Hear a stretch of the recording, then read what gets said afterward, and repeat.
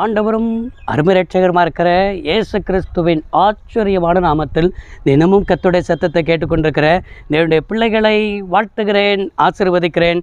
நீங்கள் ஆசீர்வதிக்கப்பட்டவர்கள். இந்த நாளிலும் கூட தீர்க்க தரிசனமான வார்த்தை, உனக்கு குறித்த நேரம் வந்ததுன்னு என் ஆண்டவர் சொல்லுகிறார். எல்லாவற்றுக்கும் ஆண்டவர் ஒரு நேரத்தை ஆண்டவர் குறித்து வைத்திருக்கிறார். நீங்கள் அவசரப்படுகிற மாதிரி அவர் அவசரப்படுகிறது அல்ல. உலக தோற்றத்திற்கு முன்பாகவே எல்லாவற்றையும் திட்டம் பண்ணினவர், எல்லாவற்றுக்கும் ஒரு காலத்தையும் ஆண்டவர் என்ன செய்திருக்கிறார், வைத்திருக்கிறேன் என்பதை தான் நீங்கள் விளங்கி கொள்ள வேண்டும் என்பதை சொல்லிட்டு ஆண்டவர் இன்றைக்கி என்ன வார்த்தையை கொண்டு பேசுகிறார்னா, உனக்கு குறித்த நேரம் வந்தது மகனே, வந்தது மகளே என்பதை தான் ஆண்டவர் உங்களுக்குத்தான் ஆண்டவர் இந்த வார்த்தையை தருகிறார். 102ஆம் சங்கீதம் 13வது வசனத்தில் இவ்வாறாய் வாசிக்க முடிகிறது. தேவரீர் எழுந்தருளி சியோனுக்கு இறங்குவீர், அதற்கு தயை செய்யும் காலமும் குறித்த நேரமும் வந்தது என்று சொல்லப்பட்டிருக்கிறது. இந்த வசனத்தை நன்றாய் கவனித்தீர்களா? குறித்த நேரம் வரும்னு சொல்லலை, குறித்த நேரம் உன வாழ்க்கையில் வந்ததுன்னு சொல்லுகிறார். இதுதான் உனக்கென்று சொல்லி ஆண்டவர் இன்றைக்கு தான் குறித்த நேரம், இதுதான் ஏற்ற நேரம் உங்களுக்கென்று சொல்லி வைத்திருந்த நாள் என்பதை ஆண்டவர் பேசுகிறார். காணா ஒரு கல்யாண வீட்டில் கூட தண்ணீரை திராட்சரசமாய் மாற்றும் பொழுது கூட இயேசு கிறிஸ்து தன் தாயாகிய மரியாளை பார்த்து சொல்கிற ஒரு வார்த்தை, ஸ்திரியே உனக்கும் எனக்கும் என்ன, என் வேலை இன்னும் என்ன செய்யவில்லை, வரவில்லை, என் நேரம் வரவில்லை.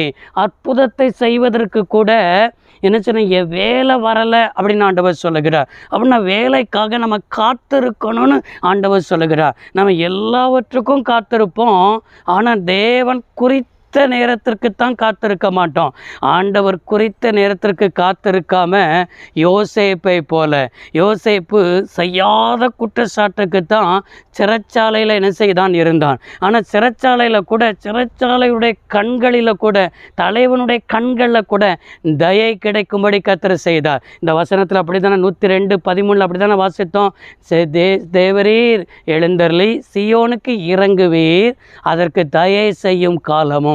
யோசேப்புக்கு கர்த்தர் என்ன செய்தார், சிறைச்சாலை தலைவனுடைய கண்களை தயவு கிடைக்க செய்து, அது மாத்திரமல்ல சிறைச்சாலையெல்லாம் அவன் கைகளை ஒப்பு கொடுக்கப்பட்டிருந்திருந்தது.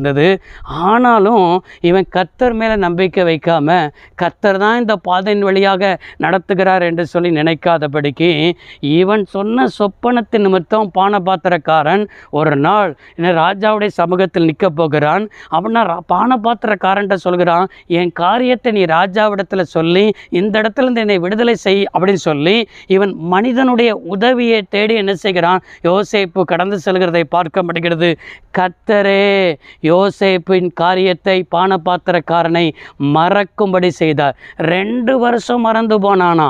ஆண்டவர் குறித்த நேரத்துக்கு முன்னால் நீங்கள் எவ்வளவு தான் இவர்களை வச்சு செஞ்சிடலாம், அவர்களை வச்சு முயற்சி பண்ணிடலாம், இவர்கள்ட்ட போய் சொல்லி நடந்துடலாம் என்று சொல்லி அது வேலையின் காரியமாக இருக்கலாம், இல்லை என்று சொன்னால் உடைய பிள்ளைகளின் காரியமாக இருக்கலாம், படிப்பின் காரியமாக இருக்கலாம், எந்த காரியத்திலும் சரி தேவன் குறித்த நேரம் வராமல் உங்களுடைய காரியங்கள் ஒன்றையும் பெற்றுக்கொள்ள முடியாது. இந்த உலகத்தில் சொல்லுவாங்க தெரியுமா, எல்லாத்துக்கும் நேரம் வரணும்ல, திருமண காரியத்துக்கும் நேரம் கைகூடி வரணும்ல, நேரம் வந்தால் தான் அதை செய்ய முடியும், வீடு கட்டுகிற காரியத்துலையும் நேரம் கைகூடி வரணும்ல அப்படின்னு சொல்லுவாங்க. அப்படிலாம் சொல்லுகிறத நீங்கள் கேள்விப்பட்டிருக்கிறீர்கள் அல்லவா?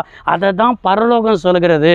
நான் உனக்குன்னு குறிச்சிருக்கிறதானே, என் வேலை இன்றைக்கு வந்தது என்று ஆண்டவர் சொல்லுகிறார். அவருடைய வேலை வந்ததுனால தான் நீங்கள் கவலைப்படாதீங்க, நீங்கள் தைரியமாக செயல்படுங்க. வேலை வந்துருச்சுன்னு ஆண்டவர் சொல்லுகிறார். வேறு ஏன் தாமதிச்சுக்கிட்டு இருக்கிறீங்க, வேறு ஏன் புலம்பிக்கிட்டு இருக்கிறீங்க, வேறு ஏன் கண்ணீர் வெடிச்சுக்கிட்டு இருக்கீங்க? வேலை வந்துருச்சு. ஆண்டவர் உங்களுக்கு தயவு என்ன செஞ்சிட்டார். எழுந்து செயல்படுங்க. கர்த்தர் உங்களோடு கூட என்ன செய்கிறார், இருக்கிறார். என் வேலை வந்தது. ஜெபிப்போம். சர்வ வல்லமையுள்ள தெய்வமே, அருமை தகப்பனே, இன்றைக்கு இந்த வார்த்தை எங்கெங்கெல்லாம் உட்கார்ந்து கேட்டார்களோ, கேட்டவுடைய பிள்ளைகளுக்கு என் வேலை வந்தது என்று சொன்னீரே ஆண்டவரே, இன்றைக்கும் உம்முடைய பிள்ளைகளுக்கு தேவன் ஆண்டவரே குறித்த வேலைக்காக நன்றி, இந்த நாளை தந்ததற்காய் நன்றி.